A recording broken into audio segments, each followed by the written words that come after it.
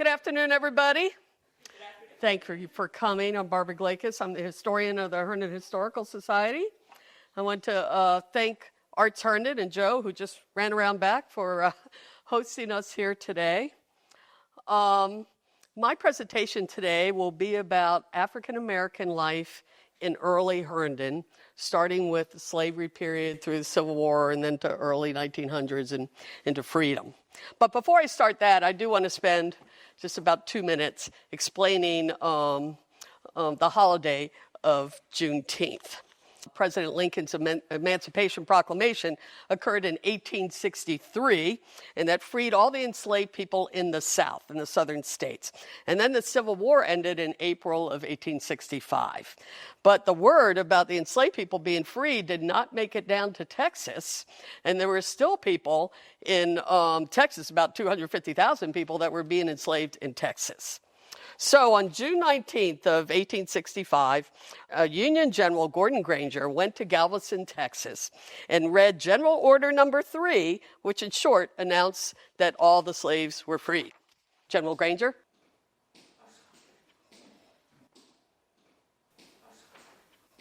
Attention to orders.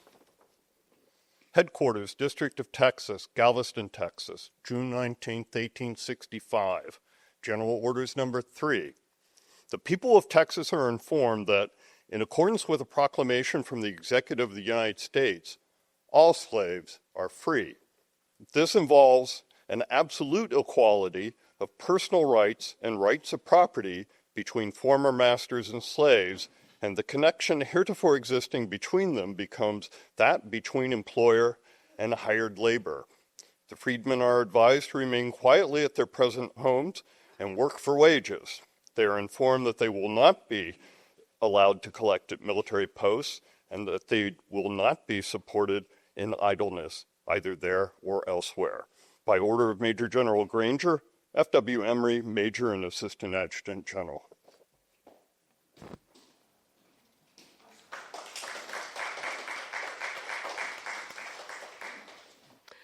So since then, Juneteenth has been celebrated. The holiday has been known as Jubilee Day or Emancipation Day or Freedom Day. And in the year 2021, it officially became a federal holiday when President Biden signed the bill. All right, so that's a brief overview of the meaning of Juneteenth. So now I'll go on to the presentation that I was meant to give today, which is about African American life in early Herndon. People often ask me, did anybody in Herndon ever enslave people? And the answer is definitely yes. So I'll start there. We had the Coleman family. This is the earliest house built in Herndon. We think it was built in the 1770s by members of the Coleman family. It was located just behind Herndon Middle School. The extended Coleman family also lived in the Janesville area, and they were known to own many enslaved people. So it was fairly safe to assume that the Colemans who built the house in Herndon also owned enslaved people. And then what I do know is that the subsequent people who later owned that Coleman property, who bought that house that I just showed you a minute ago, did enslave people. This is Thomas Carper, who bought the 380-acre property in about 1841. He sold that land in 1852, and his slave schedule said that he owned about 10 enslaved people. So a slave schedule is an addendum to a census document that shows an owner's name and the ages and genders of people who of the enslaved people that they owned. Seen here is an 1860 enslaved schedule for a man named James Coleman in Fairfax County that's outlined in red. I know it's a little difficult for you to see from where you are. In 1852, Thomas Carper sold his land and his house to a guy named Thomas Cox. So he also enslaved people. I found a very telling 1910 memoir of a man named John Hazard, who was the nephew of Thomas Cox. So Hazard used to visit his Uncle Thomas in Herndon as a boy, and he recounted some of his remembrances of slavery there. Hazard said, quote, Uncle Thomas had bought the farm of Thomas Carper as he wanted to keep his Negroes in their quarters until hiring time, New Year's Day. Carper had 6 slaves: Lewis, a full-grown man worth about $1,000, Anne, a full-grown woman worth $500 to $600, Joe, a boy about 14, and Puss, a little older. Then there was Uncle Sam and Aunt Chloe, whose ages are indefinitely old. New Year's Day came and the Negroes went, and then we children had their quarters for a playhouse. There were 2 of them, each with a big fireplace where they cooked for their masters and themselves in the coals and ashes. They thought no other place equal to bake the cornbread in a bake kettle covered with hot ashes and coals. It was their principal food. Slavery as conducted there was not oppressive. The Negroes were not driven to work and were usually well fed. Their main dread was the fear of being sold into the South, but their labor was not oppressive. Under no circumstances were they to have any education, the penalty of $50 fine and imprisonment being over their head of any person guilty of violating this law or even teaching them letters, unquote. So obviously John Hazard's view of slavery was a little naive, to say the least. All right, next there was another house in Herndon that actually still stands today. This was built in about 1783. It's on Drainesville Road. It was built by a man named George Payne, who was renting the land. Payne died in 1799, and after his death, when his property was being appraised and accounted for, it showed that Payne owned 2 enslaved girls named Charlotte and Mary. The Ratcliffes owned that house later. They also enslaved people. Mr. Charles Ratcliffe died in 1835. Then his wife Anne wrote her own will in which she directed her commissioner to distribute all her enslaved people amongst her children. She also said that a reasonable sum of money should be appropriated to pay for the care and support of each valueless slave, that is, for any enslaved person whom she considered valueless due to age or disease. An 1820 census showed that the Ratcliffes owned 12 enslaved people. Then moving forward, again, that same house was later owned by the Barkers. William Barker did farming, milling, and tanning. During the Civil War period, he voted for Virginia to secede. In various years, he owned various numbers of enslaved people, both male and female, who ranged in age from 1 to 52 years old. He also used enslaved people as collateral for debts. In 1845, Barker put his land, his milling equipment, and enslaved people in a trust to secure a debt. One deed mentioned that he had, quote, Negroes James and Frederick and Edmund, who were young men, and Maria, who was a young woman, who is now all in possession of Barker, unquote. Another house belonged to the Orsons, Joseph Orson. He bought about 800 acres of land in 1842. That includes part of what is now Kingston Chase, just north of the town of Herndon.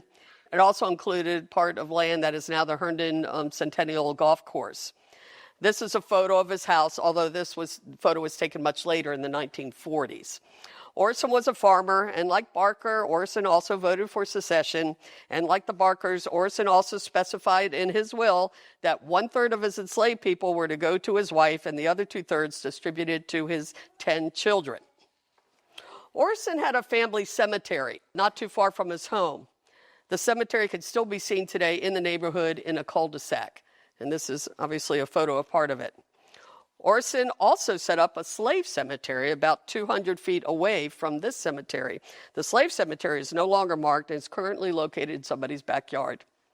So part of the Orson land would later become part of Folly Lick Farm, owned by the family of Freeland Young. Some of you might have known the Youngs. Freeland Young Jr., who was born in 1930, remembered the slave cemetery from his boyhood. So someone had once interviewed him, and this is what Young had said about that. It said, quote, Freeland Young remembers Mr. Brown, an elderly black man who visited the cemetery when he walked through the farm to his home in Oak Grove. In about 1939 or 40, Mr. Brown explained to Freeland that his parents, who had once been slaves on the plantation, were buried in the slave cemetery. He took the boy to the cemetery and showed him where his parents were buried. Mr. Brown told Freeland that his brother, although never a slave, was also buried there because he wanted to be buried near their parents in the plantation cemetery, unquote. So there were other Herndon residents who owned enslaved people, but I'm going to go ahead and start moving forward and talk about the post-war period. So Oak Grove was an African-American community established on the west side of Herndon in the 1860s. A white landowner named George Bell sold small lots of land to people who were either formerly enslaved or who were descendants of slaves. Oak Grove was a very vibrant community. It was a residential and social center of the Herndon's African-American community. It had its own church, school, store, Oddfellows Lodge, and many homes. Seen here is the first Oak Grove church that also doubled as a school. It was built around 1868. Over the years, there have been several Oak Grove Baptist churches that were either torn down or burned down and replaced with bigger churches. Here are some of the Oak Grove churches that have existed over the years, still back on that same land in the Oak Grove community. This last photo is the current Oak Grove Baptist Church, and behind the Oak Grove Church is a historically black cemetery. Some of the early cemetery records were burned in a fire, but based on the records that still exist, the earliest known grave is that of Turner Shirley, which dates back to 1890. But I'm confident there's still other graves there that are unrecorded. When I walk around that cemetery, I can see, especially when there's a thin coat of smoke of snow over there, you can see the depressions, where there are graves in the oldest area of the cemetery that aren't marked with any kind of headstones. So like the church, the school went through some iterations. As I mentioned, they started as a log building that was there, and then there was another one-room school building that came later. And then in 1930, this new school building was built. It was a two-room classroom school built on an acre and a half of land owned by the Citizens Association of the Oak Grove Colored School. The schoolhouse was built by Edgar E. Gillette, who was a carpenter and a home builder, and also happened to be Herndon's mayor from 1925 to 1929.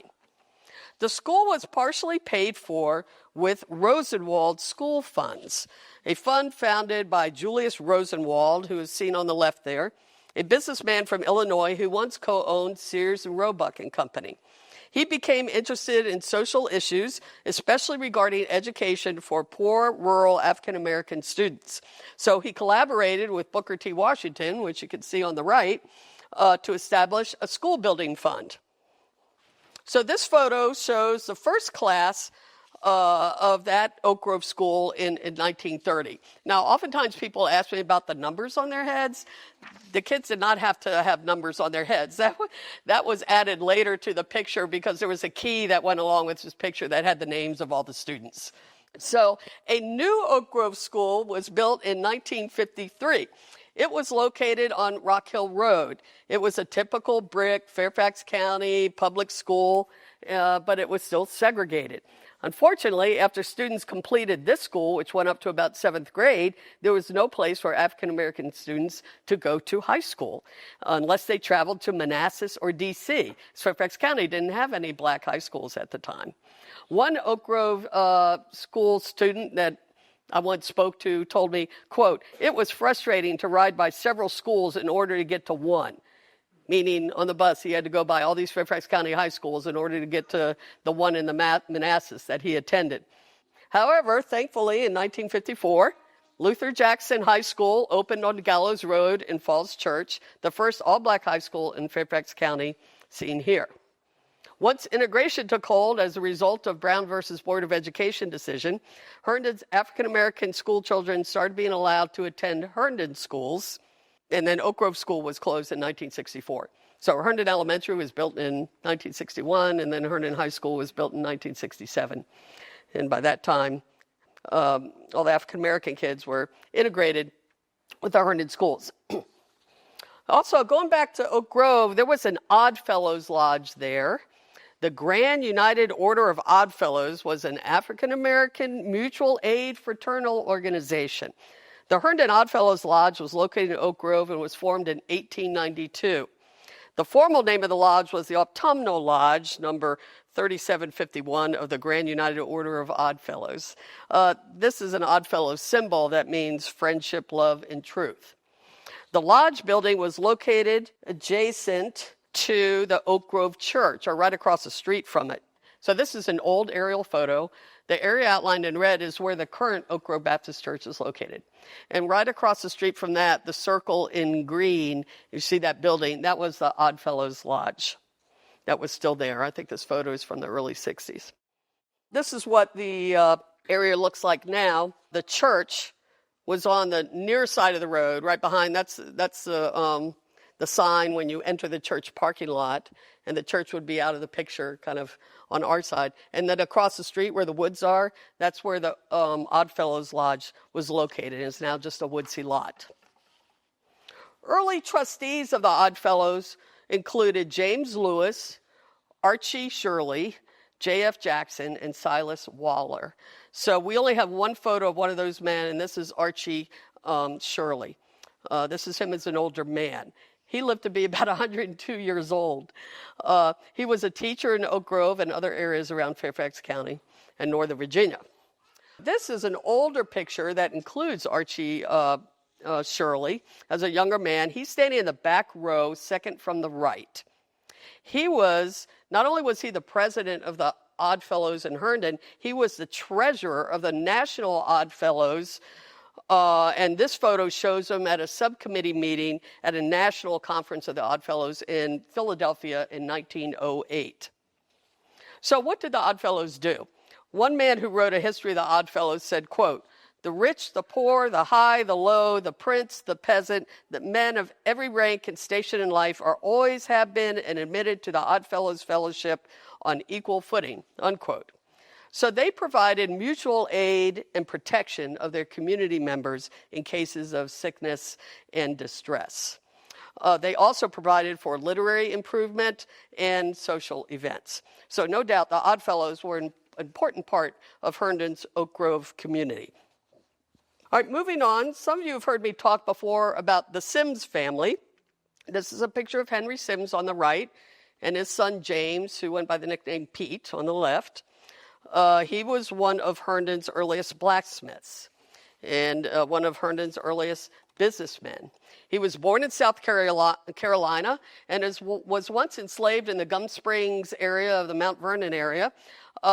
When his owner died, he sued for his freedom and he won. I'm not sure where he was during the Civil War, but shortly afterwards, he landed in Herndon in the 1860s. He married a Herndon woman named Annie, shown here, and they had 15 children, although only about 9 or 10 of them survived to adulthood. Henry first bought a lot that operated a blacksmith shop in the Florist area of Herndon, near the intersection of Centerville Road and West Ox Road. Again, I know this is hard to see this map, this old plat map, but it represents the intersection of Centerville Road and West Ox Road, where Frying Pan Park is now. And the area circled there, it has the name Henry Sims in there, marks his lot. In 1878, he bought a lot in downtown Herndon on Eldon Street, near Jackson Street. So the green circle on the furthest right is where his lot was. It's a lot where the Jiffy Lube is now in Herndon on Eldon Street. And again, in that green circle, it says Henry Sims on there, on the right. The Sims were well-known and respected family in Herndon. Some of Henry's sons followed him into the blacksmithing business. After Henry died, Pete continued to run the Eldon Street blacksmith business up until about the 1940s. Pete can be seen here in the center of the photo. Pete is also seen here in this photo. And another African-American man named Frederick Washington, who was born in the 1920s, remembered Pete Sims. Washington said this of Sims, quote, "Mr. Pete Sims was well known. He was a mean old somebody, though. He didn't play. Guys would take the cars down, and if they needed a part, he could make it. He could make the part, a wheel or something like that. Everyone would go to Pete Sims. He made everything. He was a blacksmith, but not only to shod horses, he was a blacksmith in the sense that he made articles. Almost anything that was made of steel, he could make it practically. He was very noted, and there's no mention, I don't think, of him anywhere," unquote. One of Pete's brothers was named William Henry Sims, and he also blacksmithed between about 1906 till the 1920s. And Pete's oldest brother, seen on the right here, the older man, that's George. That's Henry Sims' oldest son. He was born in 1868. He was also a lifelong blacksmith. His shop was in the Drainesville area. And George's son, named Henry after his grandfather, was also a lifelong blacksmith who worked at the Harmon blacksmith shop in Falls Church. Then I call him Henry Jr., can be seen here in this photo in Falls Church. So I mentioned Frederick Washington. He was born in 1926, and he grew up at his grandmother's house, which is located on Grant Street in Herndon, and that house was built around 1892. I mention this because in 1923, the town council passed an ordinance that said, quote, "No property within the corporation limits shall be sold to any person or persons other than one of white race without the sanction of the majority vote of the town council," unquote. It was during that period that the Ku Klux Klan was also on the rise in Virginia. And of course, there was that was part of the Jim Crow years when many things were segregated. In Herndon, the library, the schools, the train depot, the movie theater, many businesses were segregated. Most black people lived either in Oak Grove or in another area called Cooktown, which is located on the north end of Monroe Street. But since Frederick Washington's family already owned their property in downtown Herndon since about 1892, prior to this 1923 ordinance, they were allowed to remain there. Regarding Cooktown, it was started when an African-American man named Frederick Cook had bought a lot of land in 1893 on the north end of Monroe Street. This is like north of the Herndon Parkway, way up there. This end of Monroe Street eventually became an African-American neighborhood and remained so for decades. It was even in 1969 that some Cooktown residents, with the help of some county anti-poverty workers, had to sue the town for lack of water and sewer service and lack of home mail delivery and school bus service and paved streets. But those petitions worked, and they were eventually able to get those services. The town of Herndon was incorporated in 1879. And the town's first federal census occurred in 1880. At that time, there were 422 people living in town, and there were 15 black or mulatto heads of households at the time. Only 3 of them worked for themselves, and 2 of them were farmers, and the third one was Henry Sims, the blacksmith, and he was the only one who owned his own land. Most of the African-American people who lived in Herndon in those early years, although free, they were laborers and servants. Given that Herndon had a large number of dairy farms, many of them were farm laborers, or they worked various other jobs for their employers. Another example of laborers and servants was at the Darlington estate that was formerly located kind of where the Walgreens is now on Van Buren Street. Mr. Joseph J. Darlington, a prominent D.C. lawyer, started buying land in Herndon in the 1890s, and he had a summer house there, kind of where the Walgreens is, and he entertained many prominent people there. Pictured here are some of his staff. The women did such jobs as cooking and laundering and taking care of the Darlington grandchildren. The man on the right, his name was Aaron Lewis. He was the caretaker of the estate. Seen here is a sketch of Aaron that appears in a memoir written by Darlington's granddaughter named Frances Darlington. Frances had many memories of Aaron, which gives us a sense of what life was like for Aaron on the Darlington estate. Frances wrote, quote, "Aaron was a permanent fixture. Nobody seems to know exactly when he came to work on the place. He was there when Mother was very young and until I was grown. In all those years, he never seemed to look any older. In fact, nobody knew his age. All that was known of this fine old man is that he came from somewhere down the back road, but he had been dropped on his head as a baby and subsequently spoke incoherently. But everyone who knew Aaron understood him perfectly. He had a way with animals. He talked to them as if they were people and they loved him. One of Aaron's jobs was keeping the saddles polished and the carriages greased. The carriage house was filled with all kinds of wagons, buckboards, basket carts, pony carts, and 2 Victorias. Victorias are those really elegant horse-drawn carriages with open doors. The Victorias were used for going to church and to the train station to meet guests. For those occasions, Aaron changed from overalls to a dark suit and an impressive tall straw coachman's hat. In spite of the fact that he seldom, if ever, shaved, we thought he looked very fine. Aaron also took care of the large vegetable garden next to the main barn. It was fun to go with him to gather up string beans, peas, lima beans, corn, cabbages, tomatoes, and whatever was going to be cooked for dinner that night. Several times a week, the cook would make a gallon of custard, and Aaron would sit on the back porch, freezing it into ice cream, packing it with ice and salt, unquote. So one last story that Frances had about Aaron that had to do with when she was in an apple orchard and she accidentally stepped on a snake. Frances said, quote, "I screamed loudly for Aaron, who came running at his usual slow speed and killed it before my horrified eyes. Although the snake was obviously dead, Aaron hung the miserable thing over a pasture fence to die. According to him, no matter what time of day a snake is killed, it is never really dead until its tail stops wiggling, and that only happens at sundown," unquote. So Aaron was a well-loved and well-respected man at the Darlington estate. Next, what I'm going to do, and Joe's going to help me with this, is to play a song called Lift Up Every Voice and Sing, which is commonly referred to as the Black National Anthem. This was originally a hymn written as a poem by an NAACP leader named James Weldon Johnson in 1900. His brother, John Johnson, composed the music. It was first performed in public by a choir of 500 school children at the segregated Stanton School in Jacksonville, Florida, where James Johnson was principal. And it was first performed to celebrate President Abraham Lincoln's birthday.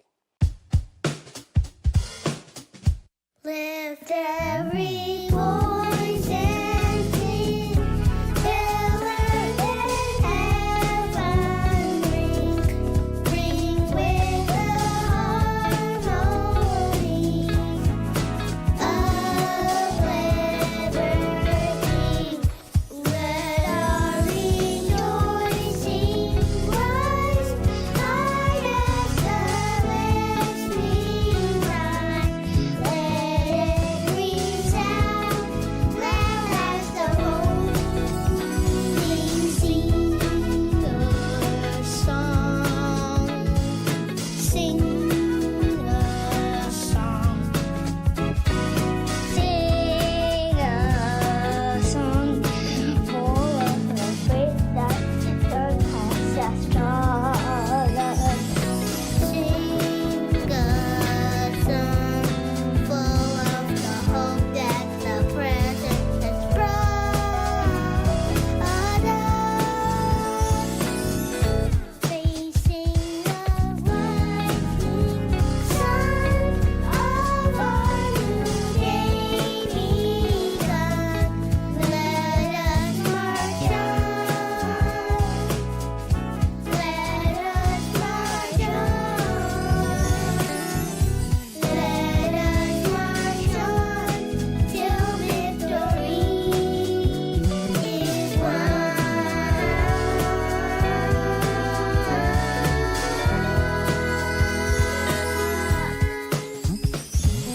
Sing a song, sing a song, sing a song, sing a song, sing a song, sing a song, sing a song, yeah, yeah. Sing a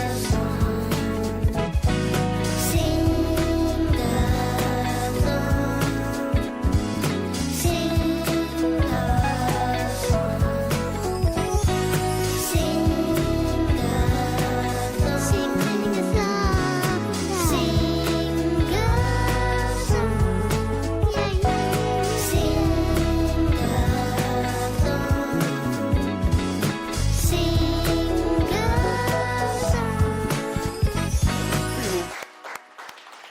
General Granger, come on up.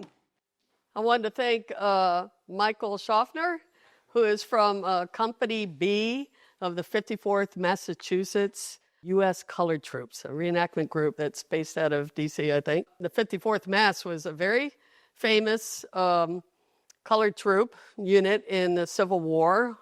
The first one formed in the Union states, in the northern states. So thank you very much for coming. All right, that's all I have. Thanks so much for coming. Happy Juneteenth.